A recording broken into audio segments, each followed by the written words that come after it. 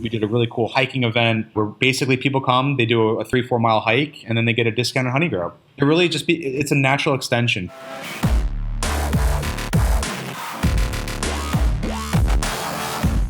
Welcome to another episode of the Barron Report. This is the podcast that tells it all. We are forecasting the industry. It is the magic 8 ball or maybe the fortune teller in me that wants to talk to the greatest brand leaders in the world. Today, I've got with me one of those guys. One of the people that has launched a brand from zero, not an inherent brand, had no restaurant experience. This guy came out of nowhere and began a concept called Honeygrow.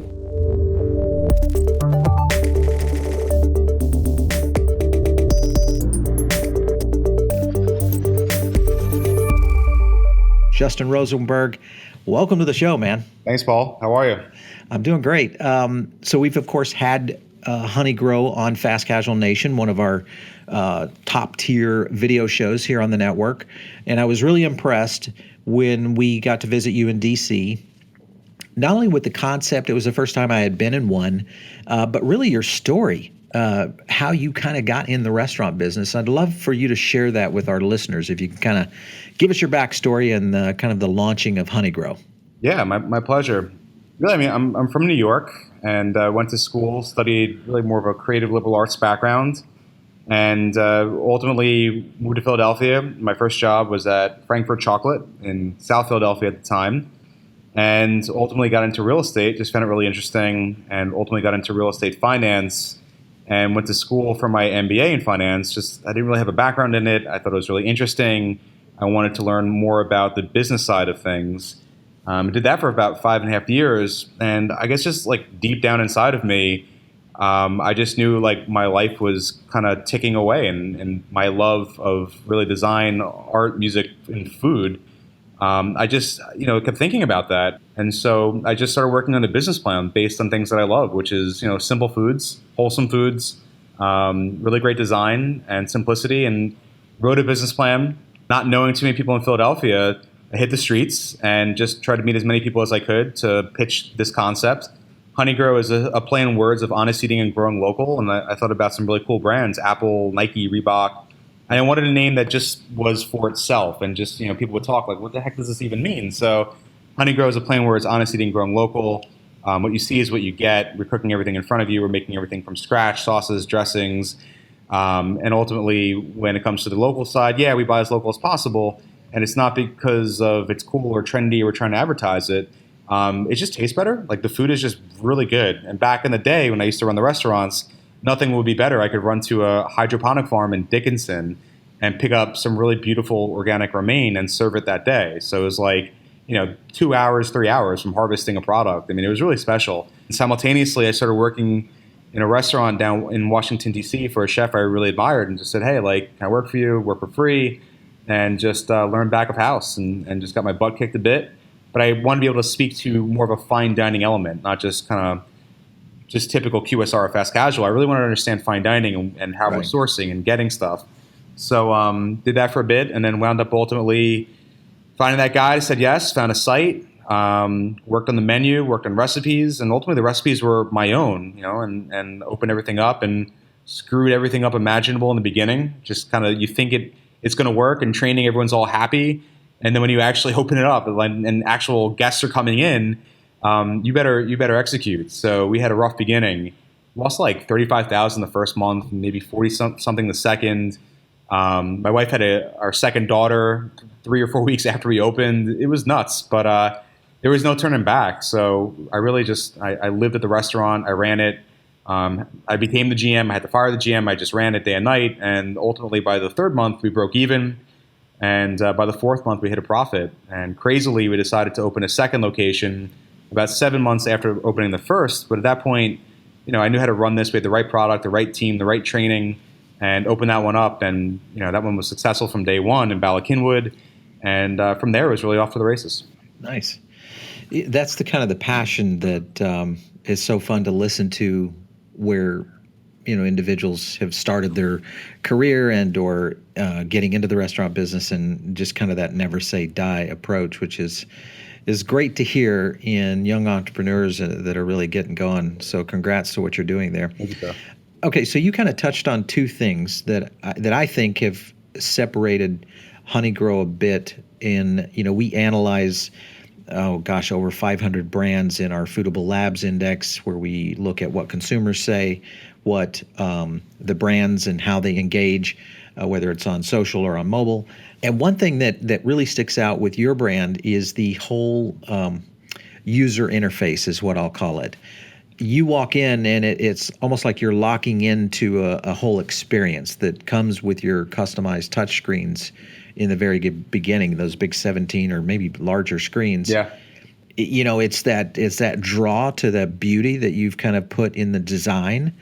Was that something that you felt like just had to be there to create that connection with the consumer, to kind of get that food connection there in place? Absolutely. I think, everything counts in what you do. And I really feel that our guest base, or really any guest base, people today are really smart and highly critical and are looking at everything. And so for me, and I'm that way. So, I'm a total pain in the ass. And so I'm very critical. And I knew that this would be a first impression, not only for the brand, but for any customer that's going to come in and say, hey, like, what is this place? They're going to see these touchscreens. So at the end of the day, the most important thing is the food and the experience. But those touchscreens existed to solve that business problem of throughput. And really, at the end of the day, if we're going to do it, it had to be designed beautifully. And I'm glad you noticed that. One of the key things I did, I worked with an amazing food photographer, Jason Varney, in Philadelphia. And to be honest, like, it would have been way cheaper to use stock photos. And quite frankly, I bet you my investors would have been happier.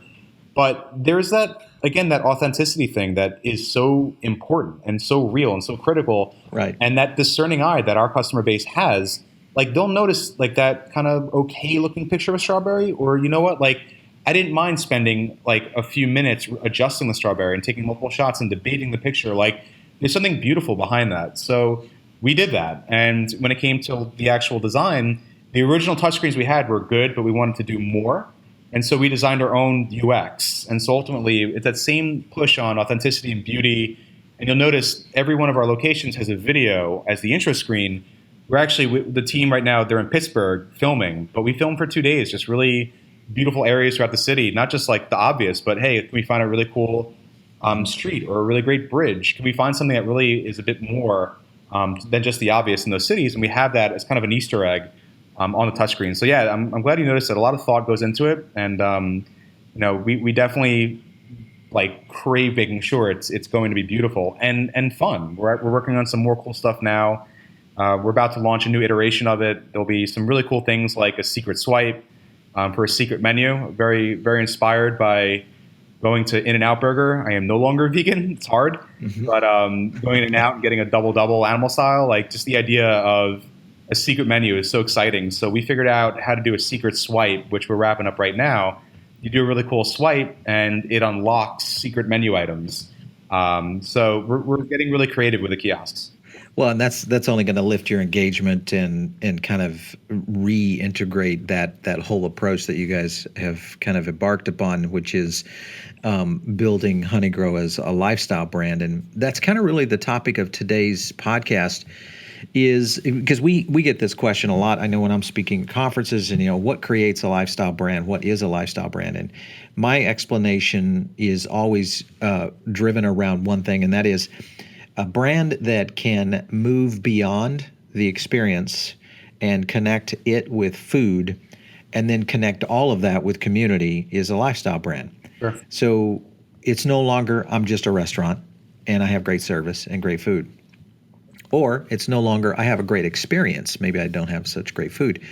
And it's not a situation where I'm just a brand here feeding off the community and not giving anything back. And that's something that I've noticed with your brand, and there's only a handful, even though there's probably 50 brands out there that are attempting this movement of becoming a lifestyle brand. Kind of curious why you think food is such a perfect venue to bring a lifestyle approach. Because tech, there's really only true one lifestyle tech brand, that's Apple. But in food, why do you think it's capable of making that lifestyle brand leap? Yeah, it's funny you bring up Apple, and I think a lot of people in my generation and below, Apple has had such a significant impact on the way we look at things and design things and think about product and think about execution. I mean, I'm sitting here with my Apple computer. I've had an Apple computer since the mid '90s. I switched to a Dell at one point. My father wanted to kill me. We're an Apple family proudly, so it's one of those things where Apple did something that really excited people, and it became one of those things. If you walked outside with an iPhone or an iPod, there's something to be said about your design sense almost.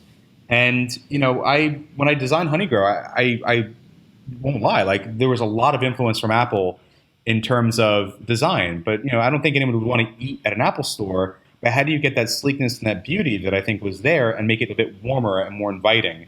And also back to on the operational side, I actually used to train my staff when we were making stir fries back when I used to run the restaurants. We used to open up an iPhone case, and there's something to be said about that beautiful design, that packaging. It's very sexy. You open it up. It's exciting to open that. And I said, I want our guests to feel the same way when they're opening up a stir fry. So when you're making your food, take your time putting it in the package, make it beautiful, clean the box, do what you have to do because it counts.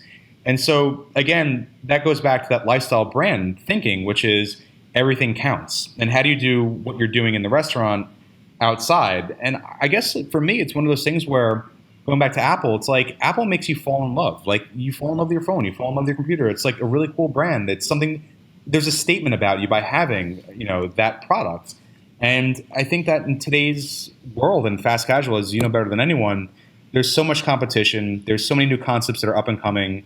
There's so much stuff, and a lot of people are following the trends of others. Others are, just trying to do their own thing. But I think for a great brand, you got to be authentic. You got to be real. You got to just do what you do and do it really, really, really, really, really great. We strive for that authenticity, and that's just who we are. And I think that by itself is a bit of a lifestyle thing. And, at the end of the day, it's like, well, how do you do that outside the restaurants?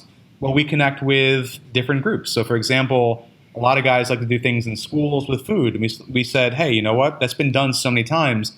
How can we do something with a school that's a bit different? Let's work with music education. Why? Because honestly, I love music. Like, I'm a musician. Like, that's what I do. So we teamed up with Fender guitars because why not? They're awesome. They're willing to work with us. And we wound up working with a group in Philadelphia called Musicopia. And we spent some money on it, but we wound up giving musical instruments, these Fender guitars, to kids who would never have access to this stuff. I learned how to play guitar in third grade, and I was very lucky. I had a guitar. My dad showed me how to do it. These kids, they're not as fortunate. So for us to help these charter schools in Philadelphia in a cool, creative way that's real, that's really special. And then at the same time, for our guests, it's really simple. Like we do things like HG Athletics. We have our run club. We did a really cool hiking event. Where basically people come, they do a 3-4 mile hike, and then they get a discount on Honeygrow. It's a natural extension. People want to eat our food. It's wholesome. It's great. And then outside of the restaurant, what are they doing and how can we connect with them? It's just kind of like doing what we do. Like we love to hike. I love to surf. Like how can we incorporate that as part of who we are and extend the boundaries of the four walls? So, it's kind of easy when that's just what you want to do and you're not sitting there in a conference room trying to make things up and looking at what your competitors or what other concepts are doing. Like we just do it. It's kind of a natural extension of what you do during your day. It's like you want to be living well, eating well, right, doing the things that really make you happy. That's it. Well, and I think so many brands have really attempted to make that leap. Some are doing it, some are not. One thing that is kind of connecting the dots here in our research is this whole idea of super consumers, and they're leaning a little bit more via female, and they have this huge impact on where people eat, not only themselves but their family, their friends, and so on. So they have this high influence capability. And they're also highly attracted to brands like yours. So do you feel like it is that lifestyle approach, food, the community connection? Do you feel like that's kind of the secret sauce that brings those types of consumers into your stores?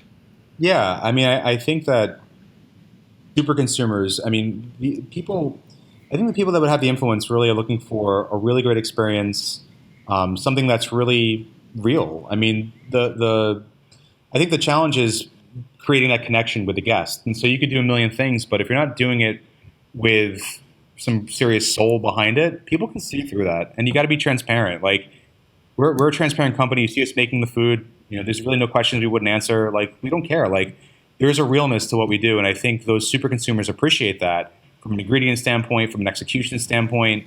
Everything counts, like I said. And so when these people find a group of people or an organization that really genuinely cares and about certain things, and they're not chasing trends. For example, like I'm very flattered to be asked to be on different boards now, and that's pretty cool. But I've accepted one board, and that's a nonprofit. It's a farmer aggregator. Why? Because I believe in what they're doing, and I think that realness, that authenticity, it radiates in our company. So people want to take their families to places where they really care about the product and they really care about the experience. And that's one thing that I'm very proud of. Like we'll see somebody come in for lunch and she'll get a salad, and then at night she'll come back at a different location and bring her family for stir fry. So, like I said, I think at the end of the day, everything counts, and that true, real engagement is how you bring people in, especially when it comes from that authentic soul side. All right, so we're going to take a break now and thank one of our sponsors here on the Barron Report, and that is the Catering Institute, which provides training and consulting services to multi-unit restaurants and food service operators. They use a 5-pillar strategic framework: workshops, certification, experts in takeout, delivery, and catering. The Catering Institute gives executives, managers, and frontline teams the tools to plan, build, and execute successful off-premise programs. If you want to learn more about the Catering Institute, just visit them at www.cateringinstitute.com to learn more. I want to thank them so much for sponsoring the Barron Report. Let's get back to the show. So brands are building frameworks right now. They're in the midst of building digital fronts, meaning social media, content platforms, meaning telling their stories, really kind of going down this direction that brands 10 years ago weren't even remotely involved with. Today, that seems to be almost like the table stakes to be involved in those kind of programs. Do you feel like that is the key to connecting to consumers in the future, to continue that storytelling process or that engagement process on social or in mobile? What do you think when you look 5 years down the road, how lifestyle brands will truly extend what they're doing out to consumers over time? Yeah, that's a great question. I think you need to have a narrative. I think it's important that the narrative is real. A lot of brands that don't necessarily have that narrative, or maybe change their narrative down the road to chase a trend. I think it's going to be the people that you want to capture going into your restaurants. Like they're not going to go. They'll Right. see through the BS of it. So I think having a narrative that's honest and true and true to your approach is critical. I think it's a great question. Like where will this be in 5 years? Everyone is chasing everyone else's trends. So it's just continue doing what you do really well. Stick with the basics. Just be consistent. Keep having a good product. Be disciplined. Stay hungry. I think, and having a narrative that speaks to really who you are will help you be successful. Yeah, and there's kind of a transformation process that's occurring. Fortunately, you and I were around during this process, and that is kind of the consumer sentient approach of mobile. 10 years now, the iPhones I guess this is its 10th year. And 10 years ago, would we have ever dreamed that engagement and that restaurant concepts and brands would need these mobile devices to become such a part of how they drive business? Down the road, right now, mobile is king. If you can rule social and mobile, you're going to win as a brand if you're doing it, especially with the attributes like what you guys have. I'm kind of curious, when you look 10 years out, and I know we're trying to tell the future right now, but do you see food becoming a much more immersive environment around augmented reality or other types of engagement factors that maybe we haven't even dreamed up yet? Do you feel like kind of the iceberg is just starting to get to us? Yeah, unquestionably. I definitely think so. And we're working on stuff now, which I can't get into. But one thing that we recently did is virtual reality for our training. One of the Okay. problems we had and challenges was like we're entering a new market. Nobody knows who we are. How do we really expose people we're trying to recruit to really understand who we are to make sure it's the right fit? And so Right. we wound up working with a company, and we closed one of our restaurants. We put a 360 camera in there, and we filmed for a day different things about us. Like I'm in the video, and you put this headset on, and you're immersed in our Cherry Hill location in Honeygrow, and we're showing you the basics of what we do. We call it the Honeygrow engine. It's about speed, accuracy, cleanliness, hospitality, and superior product. And at the end of this 25-ish minute segment, we actually gamified food safety, because obviously food safety is critical, but we gamified organizing our walk-in. So you make sure you put your chicken on the bottom and you're organizing it appropriately. And you have two paddles in your hands and you see basically your hands in VR and you're putting things there. So it's fun, it's engaging, and it's a great first impression of our brand.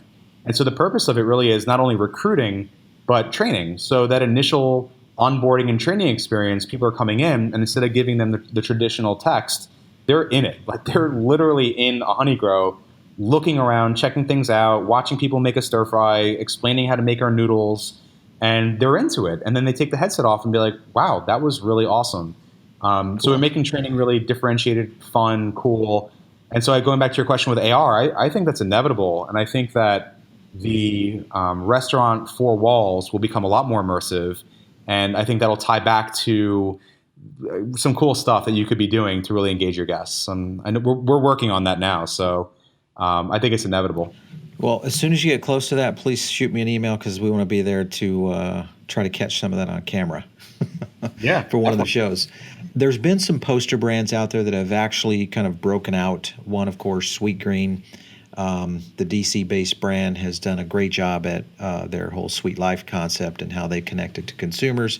The West Coast brand like Tender Greens, which has really connected to local farms and created kind of this cult-like following there in Los Angeles.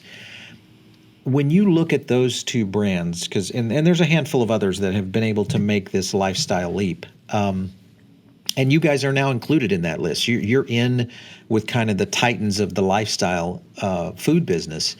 I'm kind of curious, what was the process that you went through? Did you look at these brands at all when you were trying to develop the idea of Honeygrow, or did they help influence you in any way? I'm kind of curious on what your thought process was around these other brands that did this. Yeah, I'm aware of all brands, and especially in our space, I think we're all keeping tabs on each other.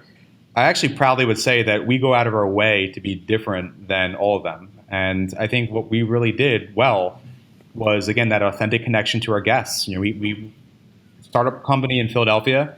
To my knowledge, there were no other fast casual concepts that really were born in Philadelphia, so we had that hometown advantage. Right. I just think it was really about just working hard and building this thing up and having that authentic connection. I think those two brands you mentioned are great. They've done a really good job, but we really do go out of our way to just be different. I mean, down to the origination of the concept. We sell about 70% stir fry to 30% salad. Our goal was to make things really quick and also at the same time be able to get guys and girls and lunch and dinner. We wanted to do something that other salad concepts couldn't do. And we also wanted to do it with operational simplicity. So, Yeah. we certainly are aware of all the guys that are out there, and I think they've all done a really good job. But again, we focus on kind of what we do and just try to be the best at that. We are looking at this tracking of chef-inspired ingredients and this whole movement of really high-end food. And you talk about it a lot, about how you guys developed your menu. And what has happened over really about the past 2 to 3 years is we have seen a separation of the pack in fast casual. So in the origins, in the mid 90s, when I started first tracking fast casual and started fastcasual.com, the early brands were guys like Panera and Starbucks and Chipotle that had all had less than 50 units at the time, with the exception of Starbucks. Now, of course, we've got there's 600 plus brands, fast casual concepts that are in the United States, whether it's a 1 unit or a 13,000 unit like Starbucks, if you would consider them as fast casual. But I'm kind of curious. The last couple of years, we've started to see this kind of this splitting of the wave. And now we're finding this group of fast casual concepts that are more in tune with where you guys are going. Yeah. So higher quality ingredient, a little different experience, a little higher price point, Yep. but chef inspired. I think it's a great question. I think the better brands simply care more about a product that's a bit elevated, and at least for me, and that's a relative statement about better brands. But I mean, the brands that I love are the ones that kind of go a little bit more and care, honestly, a lot more about where they're getting it from, and that narrative is really important. Like, Yeah. I look for us to get inspiration, we're going to fine dining restaurants around the country. Like that's really what gets us excited. For us, we're talking about, hey, like what cool noodle sampling can we do? Can we do this with uni? Can we do that with caviar? Like that really is what excites at least me, and I would say a lot of my peers in the business, is kind of that elevated, more fine dining, chef driven approach. And again, that authenticity behind it, like again, like we just love that. Like that makes us really excited to do these things. Before I really could afford it, I brought on a culinary director, David Katz, who had one of my favorite restaurants in Philadelphia, May.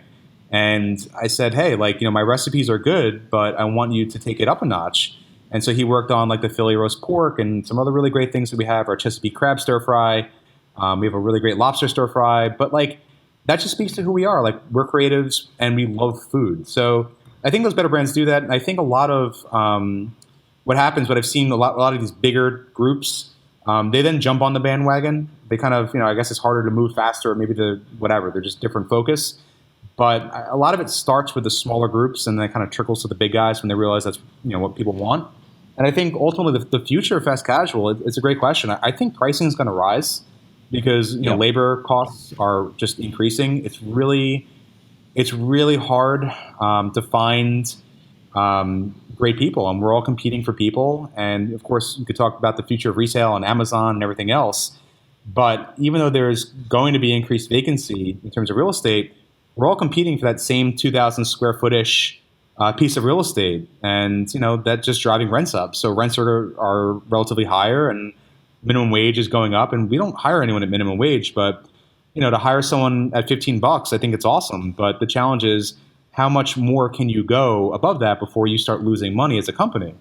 And, you can't really give people too many raises when that's the case because, again, you're just not going to be profitable. I love to pay people more money. We incentivize our team via Mr. Shop reports and bonuses. I mean, there's nothing greater than earning it. But the reality is the min wage is going to increase. So to get better people, are you going to have to pay $16 an hour, which is going to bite you? So I think that's going to be interesting to see. And quite frankly, it's going to be challenging. I think ultimately what's going to happen is prices will increase, and that will include Chipotle.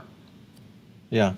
Well, it'll be interesting to see if a price increase hits fast casual, if it starts to push out the casual diner, or vice versa, if casual dining comes back and earmarks itself. We've seen a couple of movers that have kind of started to replace the Applebee's experience, so to speak. I won't go that far, but there just seems to be a process that we're faced with. QSR kind of had its day in the sun.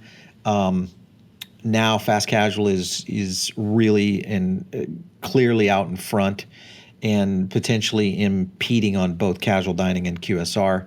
Yep. As a sector. It'll be interesting to see how far the consumers will be pushed in terms of price, still retaining experience, all the things you talk about, Justin. So this is going to be fun to watch. Going to be fun to watch your brand too. Thank you, sir. I appreciate that. I mean, my closing remark on that will be, I think you have two choices. Either your prices, a few choices. Your prices will increase, the amount of people you have working for you can decrease, or your product will just not be as good. You're not sourcing from the same places, which for us is a non-negotiable. So it's going to be tough. Like we're all going to have to figure this one out. Yeah. Well, I can't wait to see your future. As I said, send us an invitation. We want to come and cover some of the cool stuff that you guys are doing as you continue to develop the brand there at Honeygrow. Thank you so much for stopping on the podcast. My pleasure. Anytime. Absolutely. All right, guys. Well, if you have not had a chance to check out many of our other shows, we've got a great marketing podcast called Front of House with our host, Carrie White. And we also have some new content that are flowing out onto the video aspect of the shows. Of course, Fast Casual Nation, Table 42, Sustain is still doing an amazing job, as well as Beer Artisan with new episodes coming out. And best of all, you will be able to find all of the content on Apple News now. So if you go to your Apple News app and just type in Foodable TV, you will get this podcast along with a boatload of other content, editorial, video, the whole research aspect of our labs business. It is a treasure trove, so make sure and check that out over on Apple News. We want to thank, of course, Justin Rosenberg, CEO of Honeygrow. It was great having you, Justin. Good luck to you. Thank you, sir.